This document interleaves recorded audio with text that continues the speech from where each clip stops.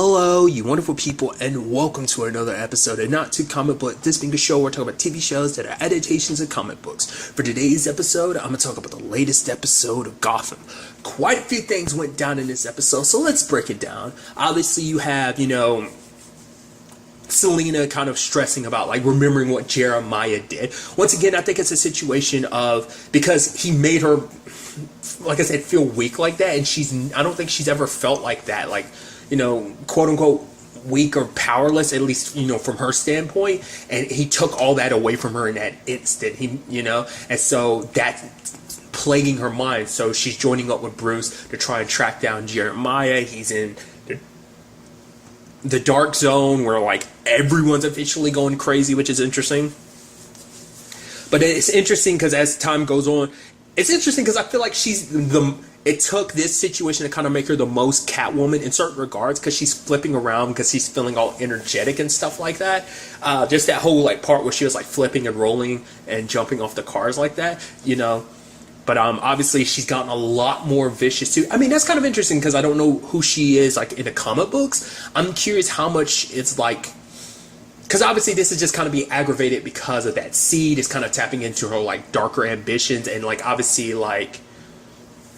it's actually kind of interesting when you actually think about it, storytelling purpose wise. I mean, at least how I'm looking at it. Bruce kind of went through his dark moments last season after the whole Ra's al Ghul situation of potentially killing him the first time, and then now you kind of have Selena kind of going through that herself to a certain degree.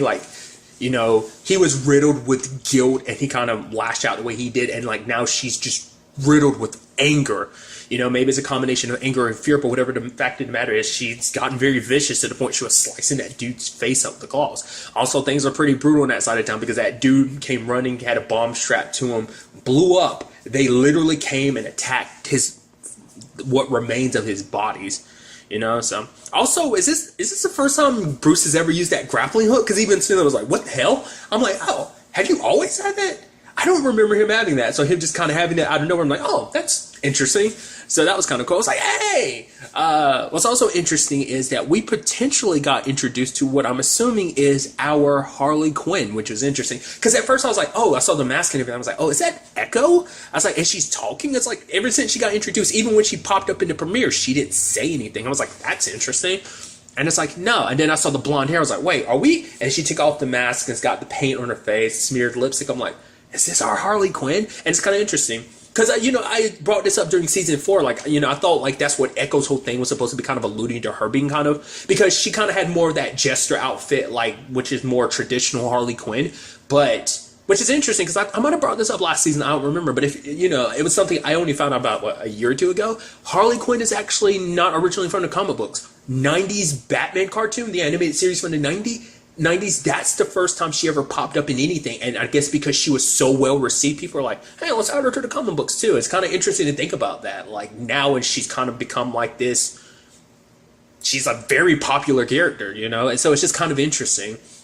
And it's because it seems like in this, she's kind of dressed her more, I guess, more modern interpretation, just her outfit and stuff like that. So that's kind of interesting. She's still got the red and black, color scheme, but it's just the more, I guess, traditional look of her clothing. So that was kind of interesting. Also, that whole situation with proving your fate to Jeremiah. I also like that as an aspect, because it kind of comes back into what I was bringing up before. Remember, I brought up how all those kids, you saw it when Jerome originally died, all those kids were smiling because of him, kind of turning into this icon to a certain extent, and it's that aspect has come back, and now Jeremiah is literally worshipped as a religion, and I'm that's such an interesting thing, because it's now you get now it kind of flows into how people like Harley Quinn potentially came under his tutelage, in a sense, and just how, because, that was the thing, in their own twisted way, especially in Jeremiah's case, he's very charismatic, he's very smart, and he knows how to kind of, get to people's heads, I mean, Jerome kind of tapped into the already crazy in a lot of people's minds, and I think Jeremiah kind of taps into that too. I mean, especially because literally everyone's already lost their minds because of Gotham is in the state it's in, and he just took advantage of that, and it made people a lot more malleable to his crazy, I think. It's interesting because even Harley Quinn was like, oh yeah, like that whole thing of like, oh, putting a gun almost like a Russian roulette type of situation, but in a giant circle and like pull the trigger, like because Bruce had come across all those dead bodies with etches. I was like, oh wow, did Jeremiah kill them? And it's like, no, they did that to themselves. And it's interesting because she even says herself, she's like, oh no, of course I did it. See, silly, the bullet's still around there rattling around and stuff. What cemented it, her being potentially Harley Quinn, was also the whole put-in situation. I'm like, oh, that's interesting. Because I think typically her background is like she's a therapist. I mean, because I think they even went with this in Suicide Squad. I could be wrong, but it's like she was a therapist at Arkham Asylum. That's how she met Joker. I think even some of the Arkham games kind of pull like that. So I think that's her original canon. So it's like, we don't know if that's where they met. I mean, I wonder what Arkham's actually like after everything has kind of went down. Probably not going to really go in that direction. That might not be something at all we see until the very end where everyone kind of gets locked up in them. That depends on how Gotham ends up playing out. But still, you'd think out of any place, that'd probably be like the wildest and crazy place. I mean, I wonder, is that like, does that fall in the dark zone? It's kind of interesting because that's actually where like part of the more rich side of, Gotham, because some of the more richer people lived in that, because that's what Selene was talking about, and Bruce was like, yeah, most of them ended up leaving. She was like, but you did. He was like, well, I had a reason to stay, so that was kind of interesting. But once again, kind of showing that darker side of Selena, willing to pull the trigger just because like she's so content with finding Jeremiah. Because it's interesting because, well, like I said, who is potentially Harley was kind of like what they gain from all of this. Like Jeremiah's teaching is basically to bring you towards death so you can kill the old version of you so you can become the new person. That's what it's all about. And it's like, because it's kind of the same thing about Bruce. Bruce hasn't embraced who he's supposed to be. And it's like, oh, Selena's kind of felt that as well. So I'll admit too, it's also interesting, the whole her handcuffing Bruce. Like to me, I was like, that felt like a real Catwoman move. Like, I mean, that seemed like something that would happen between Batman, and Selena. Like, I mean, in Catwoman, they'd kiss or something, and then she handcuff him and get away or something. Like, that seems like something that would happen between them, so that's so interesting. She's probably done that before in this show, too, hasn't she? Like, kind of done him like that? Maybe. And this is the first instance I'm thinking of. To be fair, it's been a while since I've seen the earlier seasons, so I don't remember. But, I feel like I would remember something specific like that, just because I feel like that would have triggered that already in my head, but nevertheless. So now Selena's kind of going a little rogue, and she's going to handle this all on her own, going after Jeremiah.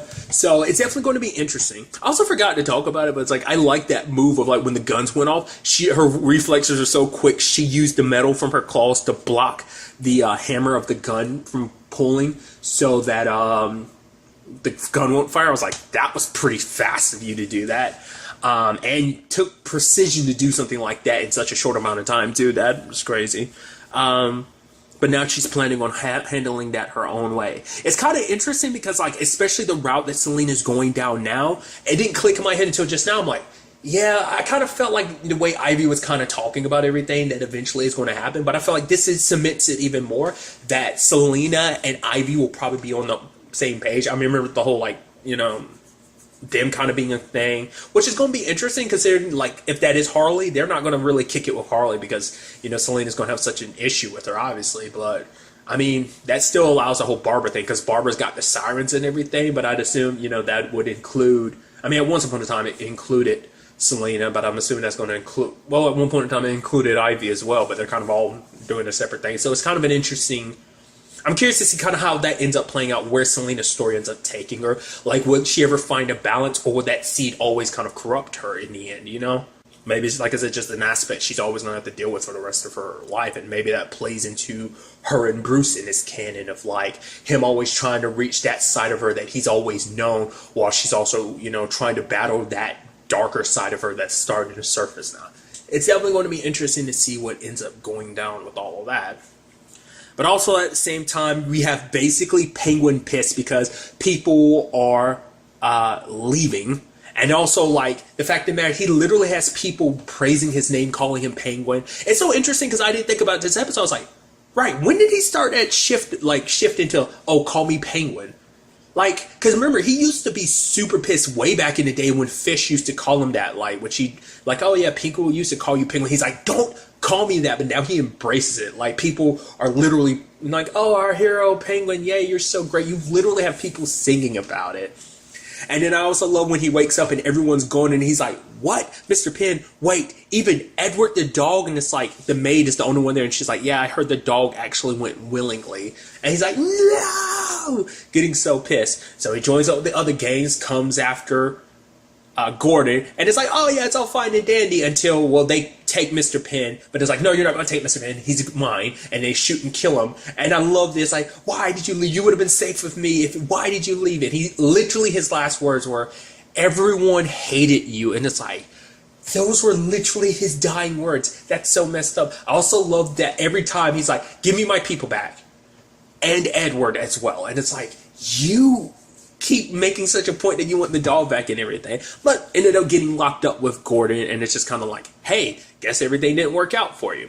What's also interesting, and I'm going to tie it all together, is the whole interesting conversation between Harvey and Barbara. It kind of played into what I brought up last episode about the whole, like, yeah, you kind of forget about, like, where Barbara started with all of this, because even she's talking about, oh, where you and Gordon started at. He's like, well, yeah, what about you? At one point in time back in the day, you were sane. So ended up talking about the fact is that it's like, oh, you're Gordon's sidekick, you kind of handle all his laundry, but for Harvey, he's like, no, like, it's not like that. Like, Gordon is my friend. The fact of the matter is, he's even going as far, because she's like, oh, where would your life be if you had never met Jim Gordon? I guess it makes you wonder, like, does, Barbara ever think about that? Like, does she think, like, oh, like, would she have ended up where she was? I mean, it took her meeting that serial killer, but it was Gordon that ultimately ended up killing that dude, wasn't it? It's been a while. But, so I guess arguably, or her and Gordon had their complicated relationship. But it was kind of interesting for him to be like, yeah, if I had never met Gordon, I'd be dead or wishing I was, because he was such a, kind of okay with things being the way they are. But now he is one of the components for being like, nah, justice in Gotham. I mean, Harvey, I think across most canons, probably not every canon, but most canons, not the most reliable cop. But it is interesting to have seen his growth over the course of the series, because it's interesting because by the time we normally get to Harvey, who he was at the beginning of the series usually is who he is. Like, even in the 90s, I don't actually remember him, whether he was a bit douchey in the Batman cartoon, the animated series from the 90s, but I don't remember if he seemed a little scummy, but I don't remember if he was necessarily corrupt. He was just kind of very jaded, I think, was it. So, I don't know. Like I said, it probably depends on the canon and stuff like that.